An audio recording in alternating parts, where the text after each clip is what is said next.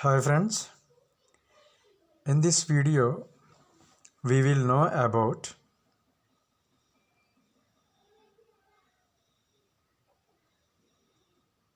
the cryptocurrencies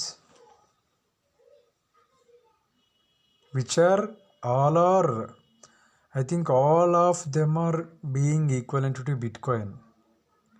They are not equal to one coin. How it is I will justify in this video. Some people may have, if you have any doubt, you just Google it. You will also get the same information and just go through that. Friends ఈ వీడియోలో bitcoin తరహా క్రిప్టోకరెన్సీలు 2116 క్రిప్టోకరెన్సీలు ఉన్నాయి. అవన్నీ bitcoin లాంటివి మాత్రమే కానీ one coin లాంటివి కాదు. ఈ విషయాన్ని నేను ఈ వీడియోలో జస్టిఫై చేస్తున్నాను. Please listen carefully. మీకు ఎటువంటి సందేహంలో ఉన్నా మీరు ఇదే విషయాన్ని గూగుల్ చేయండి, మీకు కూడా ఇన్ఫర్మేషన్ దొరుకుతుంది. చదువుకోండి. You just go through that.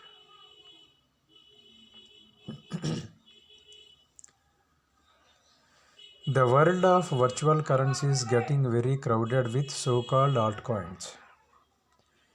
Bitcoin's explosion in prominence has led to the growth of dozens of other cryptocurrencies. Meanwhile, companies are betting that blockchain, the underlying technology of Bitcoin, could fundamentally change the economy, leading to surge in blockchain projects. The following is a list of some of the most prominent altcoins around. ప్రపంచం మొత్తం మీద ఉన్నటువంటి ఈ క్రిప్టోకరెన్సీస్లో కొన్నింటిని ఇక్కడ వీళ్ళు mention చేయడం జరిగింది. Many are block chain experiments that use the sale of coins to fund the project and fuel the network. ఇక్కడ చాలా ఉన్నటువంటి కాయిన్స్ అన్నీ కూడా వాళ్ళు డెవలప్ చేసినటువంటి డీసెంట్రలైజ్డ్ డేటా అడ్మినిస్ట్రేషన్, షార్ట్కట్లో బ్లాక్ చైన్ అంటాం. వాళ్ళు కొత్తగా డెవలప్ చేసినటువంటి బ్లాక్ చైన్స్ ద్వారా కాయిన్స్ని వాళ్ళు సేల్ చేస్తుంటారు. అలా సేల్స్ ద్వారా వచ్చిన అమౌంట్ని ఆ ప్రాజెక్ట్ డెవలప్మెంట్ కోసం యూజ్ చేస్తుంటారు. అదే ఆ నెట్వర్క్కి ఇంధనం. ఎందుకంటే ఒక నెట్వర్క్ కానీ ఒక కంపెనీ కానీ రన్ అవ్వాలంటే అమౌంట్ కావాల్సి ఉంటుంది. సో కాబట్టి వీళ్ళు ఒక బ్లాక్ చైన్ని రన్ చేస్తారు. ఆ బ్లాక్ చైన్తో కాయిన్స్ని సేల్స్ చేస్తారు. ఆ సేల్ ఆఫ్ కాయిన్స్ ద్వారా వచ్చిన అమౌంట్తో ఆ ప్రాజెక్ట్ని లేదా నెట్వర్క్కి ఇంధనంగా ఉపయోగించుకుంటారు. నడవాలి కాబట్టి ప్రాజెక్ట్ ఫండ్స్ కావాలి కాబట్టి ఇది వాళ్ళు ఉపయోగించేటువంటి పద్ధతి. ఎందుకు ఈ క్లియర్ డెఫినేషన్ మనం ఇక్కడ డిస్కస్ చేస్తున్నామంటే, చాలామంది అడుగుతున్న విషయం, ఎందుకు అమౌంట్ వెళ్ళటమే కానీ రావటం లేదు అనేది ఒకటి. అసలు వాళ్ళకి ఎందుకు అమౌంట్ మళ్ళీ మనం కట్టాల్సి ఉంటుంది అంటే, బ్లాక్ చైన్ ఎక్స్ప్లోరర్ లేదా ఇథేరియం స్మార్ట్ కాంట్రాక్ట్ ఏదైతే ఉందో అది కూడా ఏ కంపెనీకి ఊరికే దొరకదు. వాళ్ళు లైసెన్సులు కూడా ఇవ్వరు. అవి రన్ చేయాలన్న వాళ్ళకి కూడా ప్రతి అకౌంట్కి ఎంత అమౌంట్ అంటూ ఖర్చు అవుతుంది. జనరల్గా అయితే అది ఫ్రీ.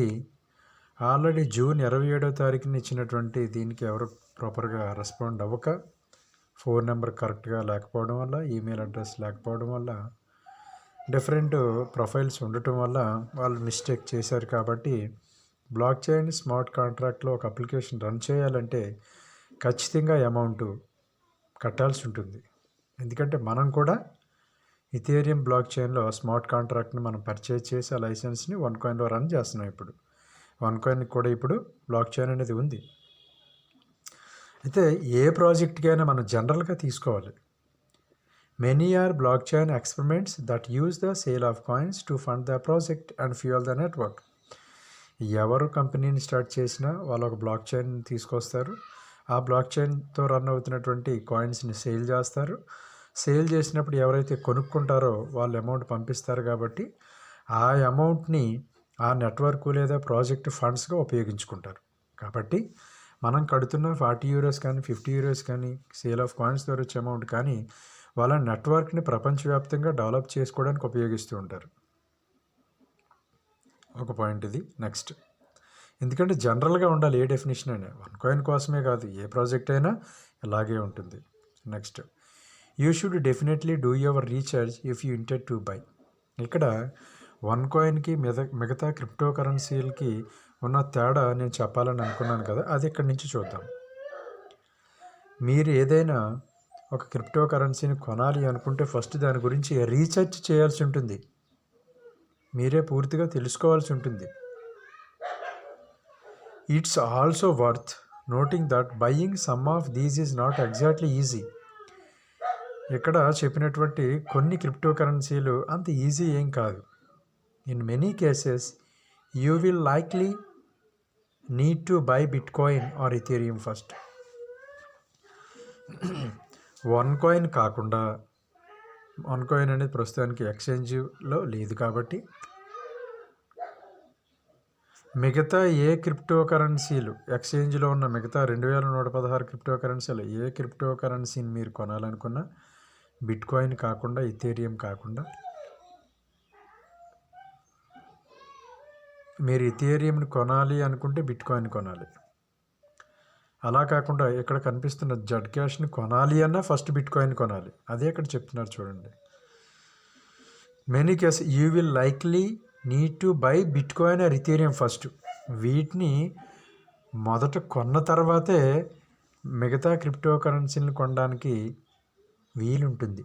అలా సెర్చ్ చేసుకున్నారు వీళ్ళు మార్కెట్ని, క్రిప్టో ఇండస్ట్రీని. బిట్కాయిన్ కొనాలి, బిట్కాయిన్తో మీకు నచ్చిన జడ్ క్యాష్ అయితే జడ్ క్యాష్, ఇథీరియం అయితే ఇథీరియం, రిపుల్ అయితే రిపుల్, బిట్కాయిన్ క్యాష్ అయితే బిట్కాయిన్ క్యాష్, కార్డేనో అయితే కార్డేనో, లైట్ కాయిన్ అయితే లైట్ కాయిన్, నెమ్ అయితే నెమ్, ఇలా స్టెల్లార్ అయితే స్టెల్లార్, నియో అయితే నియో, అయోటా అయితే అయోటా, డాష్ అయితే డాష్, మొనేరో అయితే మొనేరో, ట్రాన్ అయితే ట్రాన్. ఇలా మీరు ఏ క్రిప్టో కరెన్సీని కొనాలి అనుకున్నా ఫస్ట్ మీరు కొనాల్సింది ఏంటి? బిట్కాయిన్ కంపల్సరీగా కొనాల్సి ఉంటుంది. అలా వీళ్ళు క్రిప్టో మార్కెట్ని సెర్చ్ చేసుకున్నారు, బిట్కాయిన్ ఎవరైతే ఫౌండ్ చేశారో వాళ్ళంతా. అంటే ఇప్పుడు మీకు అర్థం అవ్వాల్సింది ఏంటి? ఇప్పుడు కాయిన్ మార్కెట్ క్యాప్లో రన్ అవుతున్న ఏ క్రిప్టో కరెన్సీ కూడా వన్ కాయిన్ లాంటిది కాదు. ఎందుకు అంటున్నానంటే, ఇలా మీరు వన్ కాయిన్ కొనాలి అనుకుంటే డైరెక్ట్గా ఒక ఎడ్యుకేషనల్ ప్యాకేజీ కొంటున్నారు, వాటిని మైనింగ్ చేస్తున్నారు, కాయిన్స్ అలర్ట్ అవుతున్నాయి. వీటి కోసం మీరు ఎటువంటి బిట్ కాయిన్ని కూడా మార్కెట్ క్యాప్లో కొనాల్సిన అవసరం లేదు. అయితే ఇక్కడ బిట్ కాయిన్ కొన్న తర్వాతే కాయిన్ మార్కెట్ క్యాప్లో ఉన్న ప్రతి క్రిప్టో కరెన్సీని కొనడానికి వీలుగా వాళ్ళు ప్రొసీజర్ని సెట్ చేశారు. అంటే ఇక్కడ మార్కెట్ క్యాప్లో ఉన్న ప్రతి క్రిప్టో కరెన్సీ కూడా బేస్డ్ ఆన్ బిట్ కాయిన్ మాత్రమే. అందుకే గవర్నమెంట్స్ చాలాసార్లు అనౌన్స్మెంట్ చేశాయి. మనం తెలుగు న్యూస్ పేపర్లో కూడా చాలాసార్లు చూసాం, చదివాం. బిట్ కాయిన్ తరహా క్రిప్టో కరెన్సీలు అని మెన్షన్ చేస్తుంటారు ప్రభుత్వాలు కానీ, రిజర్వ్ బ్యాంక్ ఆఫ్ ఇండియా కానీ, ఎన్పిసిఐ కానీ. ఎందుకు మెన్షన్ చేస్తూ ఉంటాయంటే అన్ని బిట్ కాయిన్ మీద ఆధారపడిన క్రిప్టో కరెన్సీలే. ఎందుకంటే అవి మనం కొనుక్కోవాలంటే ఫస్ట్ బిట్ కాయిన్ కొనాలి. అంటే ఏంటి? బిట్ కాయిన్ మీద ఆధారపడని క్రిప్టో కరెన్సీ అంటూ ప్రస్తుతానికి ప్రపంచ క్రిప్టో మార్కెట్లో లేదు. అంటే అవన్నీ ఏంటి? బిట్ కాయిన్ మీద ఆధారపడినవే. బిట్ కాయిన్ స్మాష్ అయిపోతే అవన్నీ కూడా కనిపించకుండా పోతాయి, గుర్తుపెట్టుకోండి.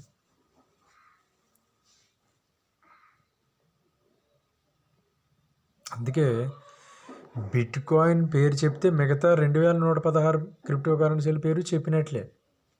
అవన్నీ వాటి మీద బేస్ అయ్యే ఉంటాయి. బిట్ కాయిన్ మీరు కొనకపోతే అవి కొనడం అవ్వదు. అంటే ఏంటి? ఇండైరెక్ట్గా బిట్ కాయిన్ అది ఒకటే కదా. ఇది ఒక పాయింట్. అంటే మార్కెట్లో ఉన్నటువంటి ఏ క్రిప్టో కరెన్సీని కొనాలన్నా బిట్ కాయిన్ మీరు ముందు కొనాల్సి ఉంటుంది, కానీ వన్ కాయిన్కి అలా కాదు. ఓకే, నెక్స్ట్ ఇక్కడ మీకు క్లారిటీ ఏమొచ్చింది? Bit coin is different, one coin is different అని. నెక్స్ట్ విషయం ఏంటంటే మనం చూసాం ఇదివరకు వీడియోస్లో, ఒకసారి మళ్ళీ చూద్దాం.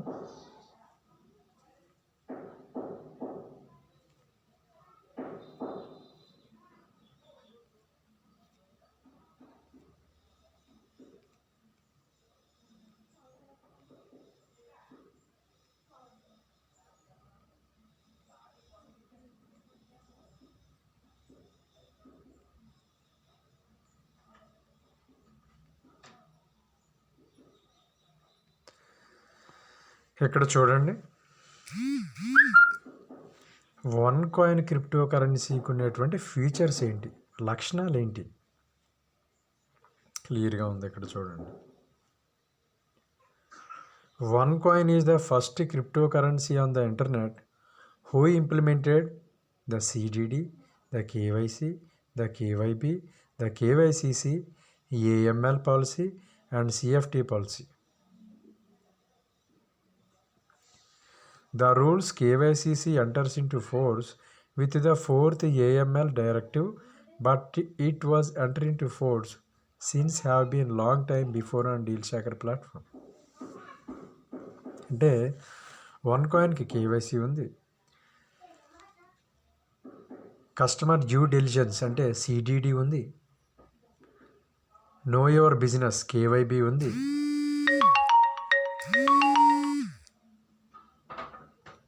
KYCC ఉంది, నో యువర్ కస్టమర్ అంటారు, అలాగే యాంటీ మనీ లాండరింగ్ ఉంది. ఇవన్నీ కూడా ఉన్నాయి ఫ్రెండ్స్. కాబట్టి one coin is different from bit coin friends. Okay, next వీడియోలో నెక్స్ట్ చూద్దాం.